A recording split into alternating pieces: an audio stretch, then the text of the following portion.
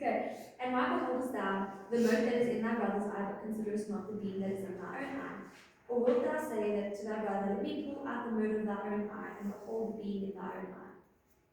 Well, in thy eye and out of your own eye. You guys get that right. And the hypocrite, thou hypocrite, first cast out the beam out of your own eye, and then you will see clearly enough to cast out the mote of your brother's eye. And then it says here, beware of false prophets, further down in verse 15, which come to you in sheep's clothing, but inwardly they are ravens as wolves. You shall know them by their fruits.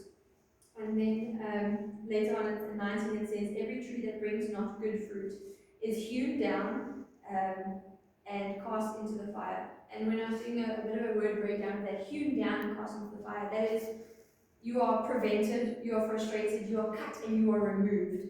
You are severed from the vine, and you are thrown.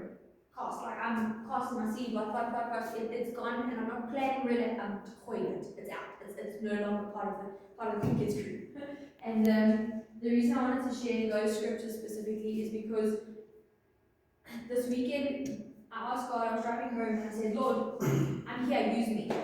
I've got nothing else to do in life in the greater scheme of things. Now don't get me wrong, I work very hard and I've got a very busy social life, but other than that, what is the purpose in everything? You know, what is the goal? And I said, Lord, I'm here, use me. Whatever you want, use me.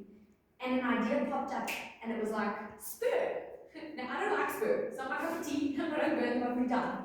And the idea came up, and I was like, I'm not going to spur. There's no dead spur that I know. No, like, why would I go there? I'm not wasting my money. I'm not doing it. And I'm driving, and I found myself at spur. I was like, okay, I'll give it a go. I'll pop the car, see what happens. I go into Spur and I go, Lord, if something comes to me, I'm going to buy something. But if no waiters ask me, I'm just going to stand here. Then I get restless and I go, okay, I look weird. I'm just going to go buy something so I don't look weird. Okay. But I was wondering if God just wanted me to be obedient. So I was like, okay, Lord, yeah, I don't need to buy anything, but I'm going to because I don't know what else to do. Okay. And so I bought a brownie and some ice cream. And I was like, okay, Lord, I feel like I've sufficed my time here. You know, I told the waiter, Jesus loves you, literally like that. You know Jesus loves you, right? He was like, yes. I was like, great. But I'm done. Right, I'm out. And then, on the way leaving to get to my car, there was a man in front of me, and I paid no attention to him. It's like, the man's nothing better to do on a Thursday night, fine, or Saturday night, so I was like, cool. And he starts staring at me, and I'm like, what's up, brother? Go to my car, paid everything. And he's still staring at me, so I was like, what's up? Do you want some ice cream? You know, bring the tension. And he takes the ice cream, and he starts sharing some of his life with me at that moment. And I think this is where it really hit home. I asked God to use me, and then he sent me somewhere. I had no cooking clue where I was going or what I was there for. But God spoke to his son that night. That man could quote scripture better than I can guarantee half of us. Okay? He knew the Bible through and through. He knew he was the Son of God, but that man feared for his life that night. And so basically I went up to him and I was like, listen, can I chat to you? He thought I was going to kill him. And I'm like, I'm not, I don't have a gun, I don't have it, like I'm just, you know. And he wouldn't stand still. So I know some people, you know, oh, you can be on drugs. I'm like, yeah, I know what a druggie looks like. I know the habits of a drug dealer. This man was part of a gang, but not part of a drug. He wasn't part of drugs or involved in drugs.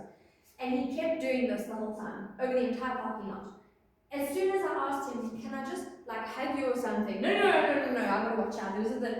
The man was on edge and was fearing for his life. And I sat back and being in this proximity with this person made me step back and go, this man gets it. There is no tomorrow guaranteed. There is now and now only. That's it. And that hit me for a second. I was like, can't cry in front of this guy. You must be the brave one. Right, let me just pray for you, brother. Like, it's fine.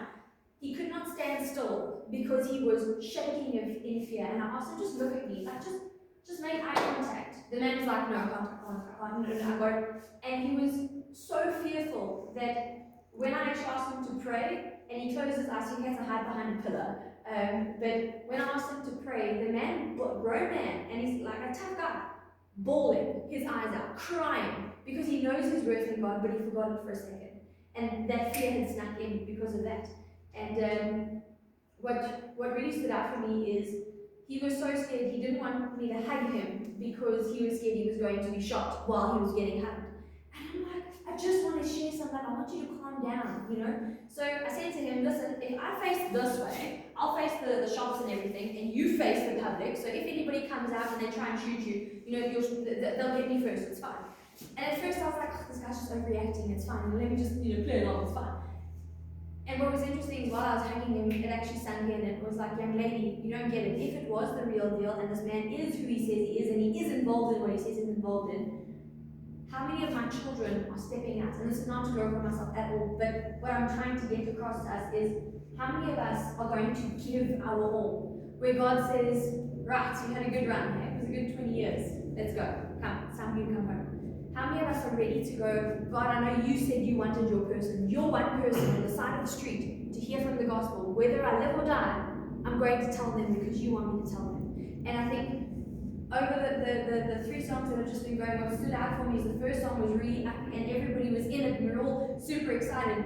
The second song hit and that song's words were, Lord, take me into the holy place. Past the priests that are singing your praise, past all the crowds of people. Lord, I want you and I want your word to touch, I want your call to touch my lips, that everything that I say will be pleasing to you. God, here I am, use me, just use me. How many of us in the church, in your social circles, in your church, in your families, how many of them are you guys spurring? Now spurring, remember, is like a sharp thing that you stab a horse with to make them go forward, okay? How many of us are actually stirring our people forward and challenging them and saying, listen, your behavior is way too comfortable. Get out of the comfort zone and get into what God has for you. Step out. Go and surrender yourself. Give your all. Because when you do that, their lives change. Then we meet people in places we would never go. And then God can change nations through us.